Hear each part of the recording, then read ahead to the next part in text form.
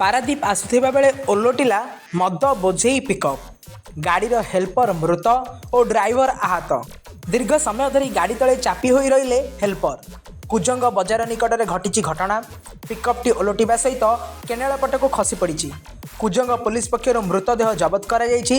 ମିଳିଥିବା ସୂଚନା ଅନୁଯାୟୀ ମଦ ବୋଝେଇ ପିକଅପ୍ ପାରାଦୀପ ଆଡ଼କୁ ଆସୁଥିବା ବେଳେ କୁଜଙ୍ଗ ବଜାରଠାରୁ କିଛି ଦୂରରେ ଉକ୍ତ ଗାଡ଼ିକୁ ଏକ ବାଲି ବୋଝେଇ ହାଇୱା ଗାଡ଼ି ଧକ୍କା ଦେଇଥିଲା। ଫଳରେ ମଦ ବୋଝେଇ ପିକଅପ୍ଟି ଭାରସାମ୍ୟ ହରାଇ ରାସ୍ତା କଡ଼କୁ ଓଲଟି ପଡ଼ିଥିଲା ଏବଂ ବାମପଟେ ବସିଥିବା ମଦ ଗାଡ଼ିର ହେଲ୍ପର ଗାଡ଼ି ତଳେ ଚାପି ହୋଇଯାଇଥିଲେ। ଖବର ପାଇ କୁଜଙ୍ଗ ପୋଲିସ ଘଟଣାସ୍ଥଳରେ ପହଞ୍ଚିବା ସହିତ ମୃତଦେହ ଉଦ୍ଧାର କରିଛି ଏବଂ ଗାଡ଼ିରେ ଥିବା ମଦକୁ ମଧ୍ୟ ଜବତ କରିଛି। ଆହତ ଡ୍ରାଇଭରକୁ କୁଜଙ୍ଗ ମେଡିକାଲରେ ଚିକିତ୍ସା କରାଯାଉଥିବା ବେଳେ ମଦ ଗାଡ଼ିକୁ ଧକ୍କା ଦେଇ ଫେରାର ହୋଇଯାଇଥିବା ହାଇୱା ଗାଡ଼ିକୁ ଧରିବା ପାଇଁ ପ୍ରୟାସ ଆରମ୍ଭ କରିଛି।